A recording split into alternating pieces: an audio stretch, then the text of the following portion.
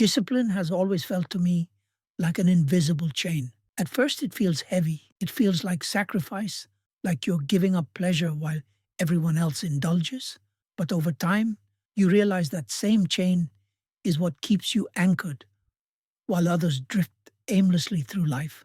Without it, people are tossed around by moods, cravings, and distractions.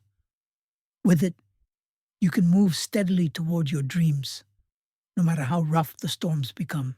When I look at the people who built empires, men like Rockefeller, Carnegie, Edison, Ford, what strikes me isn't just their intelligence or luck, it's their sheer ability to discipline themselves.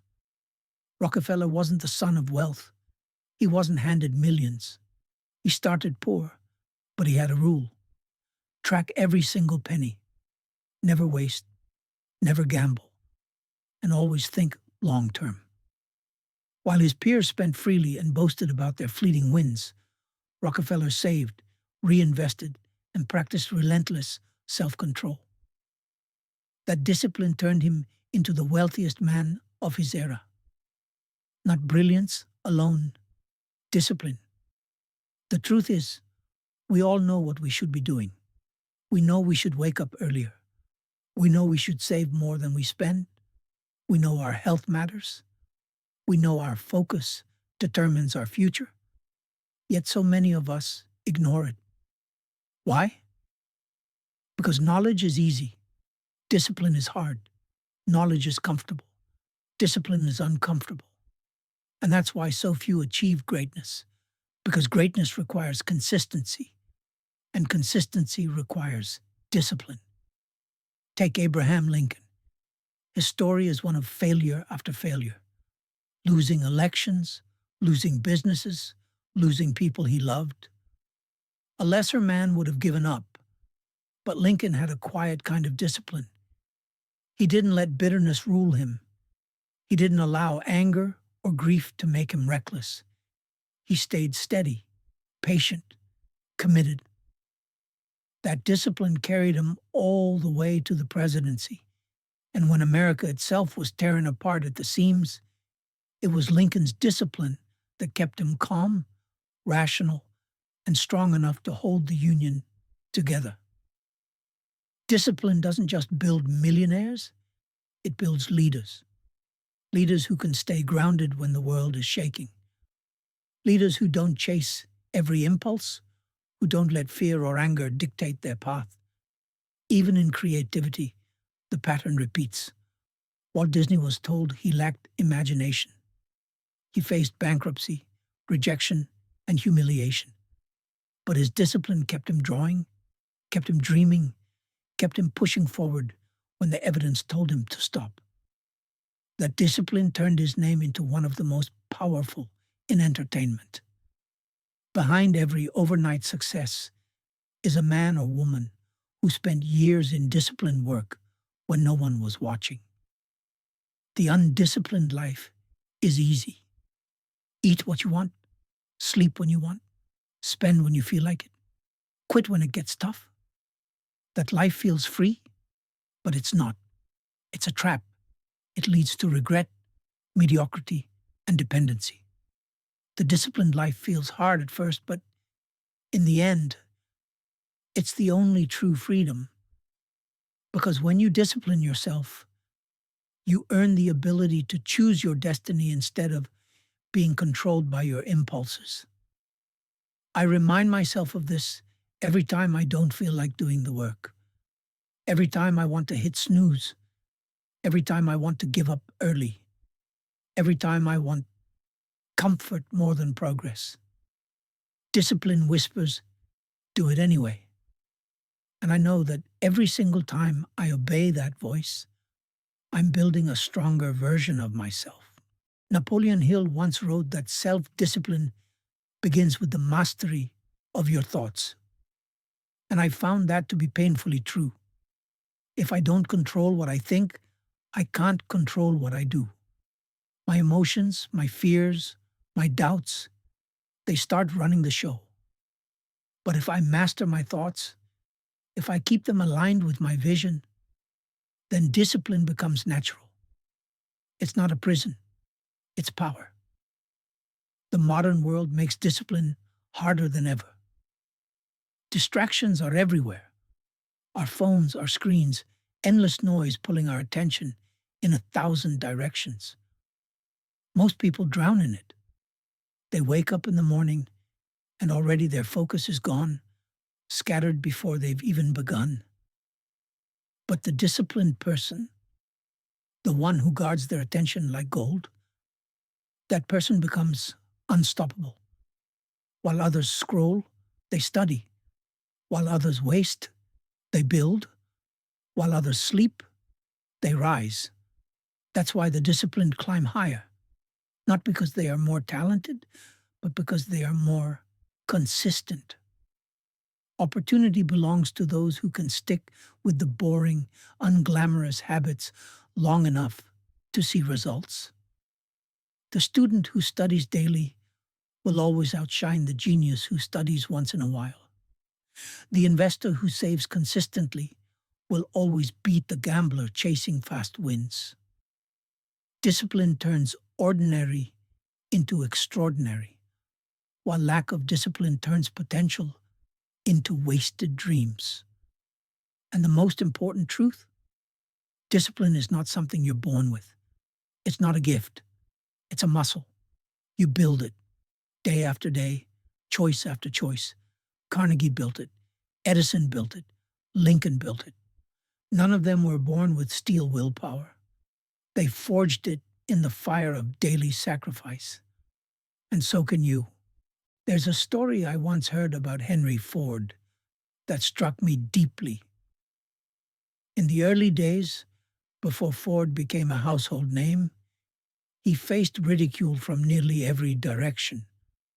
His own investors mocked his obsession with building a motor car for the masses. The experts of his day said it was impossible, even foolish, to think ordinary families would ever own automobiles. But Ford had discipline, discipline to stay with a vision that others couldn't see. He spent years refining, failing, rebuilding, and improving. While others quit at the first wall, Ford kept hammering until the wall gave way. That kind of discipline doesn't just create wealth, it changes history. And that is the essence of what I've come to understand. Discipline is the bridge between vision and reality. Dreams are beautiful, but they mean nothing without discipline to support them. You can dream of being wealthy, but without disciplined saving, investing, and learning, your dream rots into fantasy. You can dream of health, but without disciplined eating and exercise, your body decays. You can dream of greatness, but without disciplined habits, greatness will forever remain out of reach. People often ask, how do I become disciplined? And the answer is simpler than they expect. You start small. Discipline is not about conquering the mountain on the first day. It's about taking one step with consistency, then another, and another, until your steps carve a path up that mountain. When I first began practicing self-discipline, I wasn't some iron-willed machine. I stumbled, I failed, I gave in to temptation. But each time I stood back up, I grew stronger. Each small act of discipline, waking up when I didn't want to, finishing a task when I felt tired, saving $1 when I wanted to spend it, became a brick in the foundation of my future. Look at Thomas Edison. He is remembered as the man who gave us the electric light, but few remember the endless experiments that led there. Over 10,000 attempts. Imagine failing 10,000 times. Most men would have given up after 10 or 100. But Edison's discipline was unshakable. He didn't see failure. He saw feedback. He kept refining, kept pushing, kept working. Discipline made him legendary. Without it, his name would have been forgotten like countless others who quit too soon. That's the difference between the man who achieves greatness and the man who doesn't. The willingness to keep going long after the excitement is gone. Discipline isn't about working when you feel motivated. Motivation fades. Discipline is about working when you feel nothing. It's about showing up when the world gives you every reason not to. That's why so few have it, and why those who do are rewarded so greatly. But here's something most people miss. Discipline isn't just about saying no to distractions. It's also about saying yes to the right things over and over. Yes to learning, yes to health, yes to saving, yes to your purpose. Every yes compounds like interest, building momentum until it becomes unstoppable. Think of Andrew Carnegie. He began as a poor immigrant boy working in a factory. No wealth, no connections, nothing. But he disciplined himself to learn.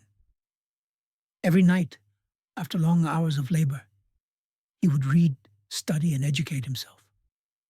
While his peers drank away their evenings, Carnegie fed his mind.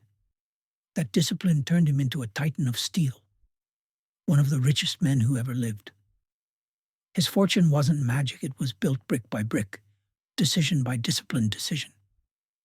I believe each of us carries within us two selves: the self that craves comfort and the self that craves greatness, the one that wants to indulge and the one that wants to build. Discipline is choosing the self of greatness again and again until it becomes who you are. And the beauty is this: the more you practice, the more natural it becomes. What once felt heavy begins to feel freeing. What once felt like sacrifice begins to feel like power. I've seen this in my own life. There were times I wanted to quit, times when the journey felt too long, too exhausting. But every time I forced myself to keep going, I discovered strength I didn't know I had. And each new victory, no matter how small, gave me proof that I could push further. That's the gift of discipline. It shows you the depths of your own potential. The world today is filled with talent wasted by lack of discipline. Brilliant minds undone by laziness. Great ideas never executed. Ambitious plans abandoned halfway. It is tragic because discipline, not genius, not connections, not luck, is the great equalizer. It is the one trait every millionaire, every leader, every world changer has in common. Discipline demands a price, yes, but so does mediocrity. The difference is, discipline demands its price up front, in sweat, in sacrifice, in persistence. Mediocrity demands its price later, in regret, in frustration, in wasted years. Which price would you rather pay? For me, the answer is clear. I would rather sweat today than regret tomorrow. I would rather sacrifice in silence than fail in shame. Discipline is not punishment. It is preparation. Preparation for the life I know I'm capable of living. And so I wake up early. I study when others are distracted. I work when others complain. I save when others spend. I endure when others quit. Not because I enjoy it, but because I know what it leads to. And when I look at the lives of those who came before, the Carnegies, the Fords, the Disneys, the Lincolns, I see the same truth reflected. Discipline is the discipline of kings, the foundation of empires, the secret that turns ordinary men into legends. I often reflect on the truth that discipline is not glamorous in the beginning. Nobody applauds you for waking up at 5 in the morning to study. Nobody claps when you skip the party to work on your craft. Nobody notices when you save a few dollars instead of wasting them. In fact, sometimes they laugh at you. They call you boring. They call you obsessed. They call you extreme. But the same people who mock you today will one day ask how you did it. And your answer will be the same. Discipline. Take Walt Disney. Before the world knew him as the creator of a magical empire, he was just a struggling animator, often broke, often rejected, sleeping in his office because he had no other place to stay. But he had a discipline that few men could match. He would spend sleepless nights sketching, drawing, imagining worlds no one else could see. His first studio failed. His ideas were stolen. He faced bankruptcy more than once, but he never quit.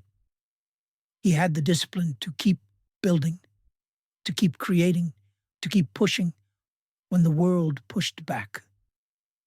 And out of that discipline came not just movies, not just characters, but a kingdom of imagination that still inspires generations. That is the real secret. Discipline is not about short-term wins. It is about creating legacies. Wealth fades when it is not disciplined. Empires crumble when they lack discipline. Even the strongest body weakens without discipline.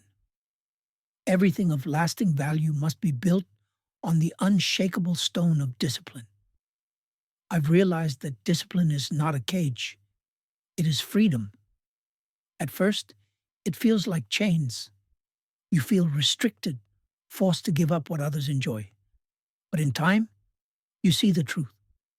Discipline gives you freedom from regret, freedom from dependence, freedom from mediocrity. The man who disciplines his mind is free from distraction. The man who disciplines his body is free from disease. The man who disciplines his money is free from poverty. Discipline is not prison. It is the key to the door of freedom. Abraham Lincoln understood this. Before he became president, before he was remembered as the savior of the Union, he was a poor boy with nothing but borrowed books. He disciplined himself to read by firelight, night after night, until knowledge became his weapon. His speeches, his vision, his leadership, all of it was forged in those hours of lonely discipline. Had he chosen comfort instead of sacrifice, the history of America itself might have been written differently. And so I tell myself, every single day, what I do now matters. The choice to wake up, the choice to learn, the choice to act with discipline is not just about me. It is about the future I am building, the lives I will touch, the legacy I will leave. Every act of discipline today plants a seed for tomorrow's harvest. Think of a farmer.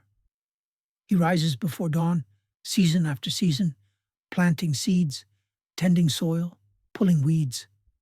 Day after day, his discipline looks small, almost invisible. But then, when harvest comes, the fields are filled with abundance. That is life. Discipline is planting when no one sees, watering when no one cares, weeding when no one notices. And then, when the time is right, the world marvels at the harvest you've created. Discipline also requires sacrifice, and sacrifice scares people. But every sacrifice is a trade. You give up comfort for strength. You give up indulgence for growth. You give up temporary pleasures for permanent success. And in time, you realize you never lost anything. You only exchanged small things for greater things. Consider Andrew Carnegie again. He did not spend his youth chasing cheap thrills. He spent it chasing knowledge, chasing mentors, chasing improvement.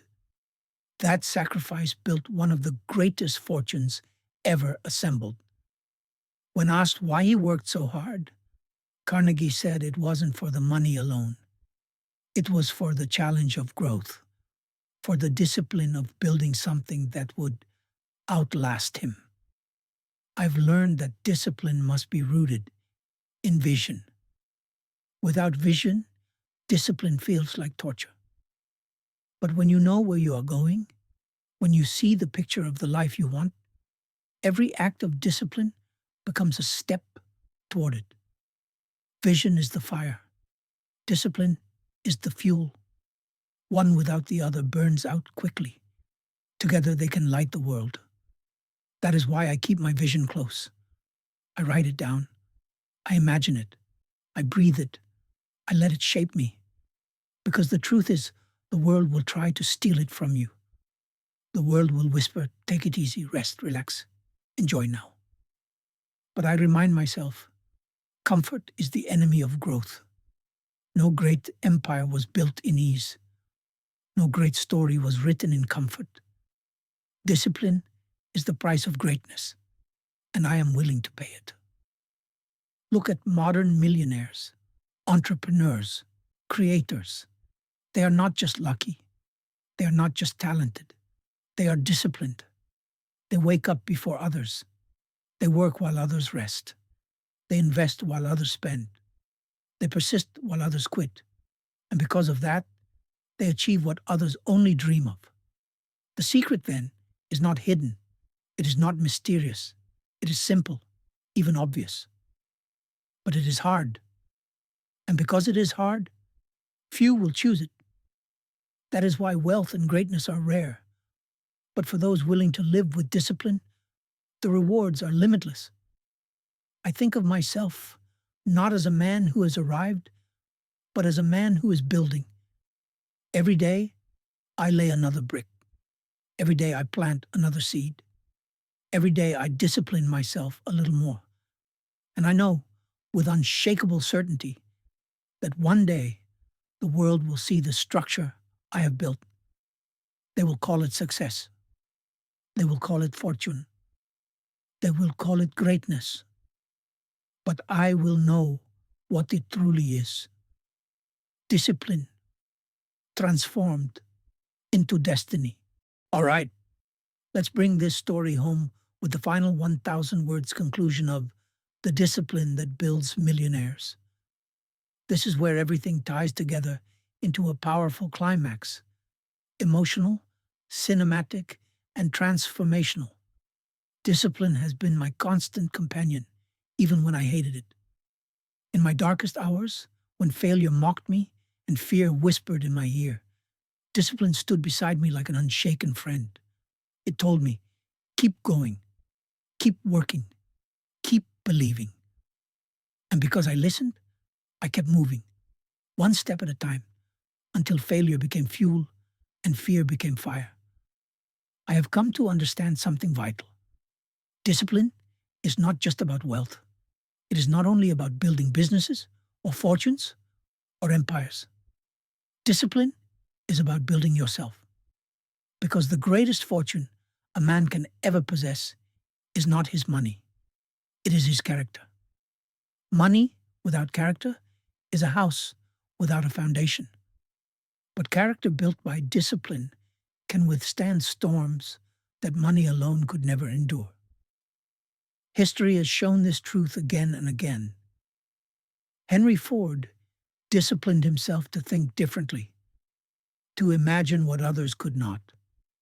While others laughed at the idea of affordable cars for the common man, Ford disciplined his mind to hold firm to his vision. He failed many times, faced bankruptcy more than once, but his discipline kept him on the path until he transformed not just his own life, but the way the entire world moved. The same is true for Thomas Edison. Thousands of failures could not stop him because his discipline would not allow him to quit. I have not failed, he said. I have found 10,000 ways that do not work. That is not just resilience, that is discipline. A disciplined mind does not see defeat as the end, but as a step toward the solution. And so, when people ask me, what is the secret to success? I smile because the answer is not hidden in libraries. It is not locked away in secret societies. It is not whispered in the halls of power. The answer is simple, but it demands everything of you. Discipline. Discipline of thought, so that you guard your mind from fear, doubt, and negativity. Discipline of action, so that you keep moving, even when progress feels invisible. Discipline of purpose, so that you never forget why you began. Discipline of sacrifice, so that you choose what you want most over what you want now. This is the formula, and it never fails those who live by it. When I look at the world today, I see millions searching for shortcuts. They want success without sacrifice, wealth without work, recognition without responsibility. But shortcuts lead only to dead ends. The path is the same now as it was 100 years ago, the same as it was in the days of Carnegie, Hill, Edison, Ford, Lincoln. It is the path of discipline. I will not lie to you. It is not easy. You will wake up tired. You will feel lonely. You will question yourself. You will watch others enjoy pleasures you deny yourself. But remember this, while they are enjoying temporary comfort, you are building permanent freedom. While they are consuming, you are creating. While they are dreaming, you are doing. And one day, the world will see the difference. Imagine yourself 5 years from now. Who will you be? Will you be the person who gave into comfort, who lived by excuses, who let opportunities slip away? Or will you be the person who embraced discipline, who built habits that built fortunes, who carved a life so strong it became unshakable? The choice is made not in years, not in months, but in the small decisions of every single day. Wake early or sleep in, save or spend, ride or waste time, work or quit, discipline or regret. Every decision writes your destiny. I think of the great oak tree. It begins as a seed, fragile and small. Yet with discipline, season after season of enduring storms, sun, rain, and wind, it grows into something mighty, something immovable, something that provides shade for generations. That is what discipline makes of us. Small actions, repeated with discipline, turn ordinary men into giants whose roots run deep and whose branches touch the sky. So, I say this, do not envy the millionaire, the leader, the visionary. Study their discipline, copy their discipline, live their discipline. Because success is not luck, and wealth is not chance. It is the result of 1,000 small acts of discipline, repeated until the world cannot ignore them. And when the day comes that you stand on the mountain of your success, when you hold in your hands the results of years of sacrifice, when the same people who doubted you now look at you with awe, remember what brought you there. Not luck, not talent alone, but discipline. The discipline that builds millionaires, the discipline that builds nations, the discipline that builds legacies. And know this, discipline is not the end of the story. It is the beginning. Because once you master it, you realize there is no limit to what you can achieve. Wealth, health, relationships, impact, everything bends to the will of a disciplined mind and a disciplined life. So stand tall.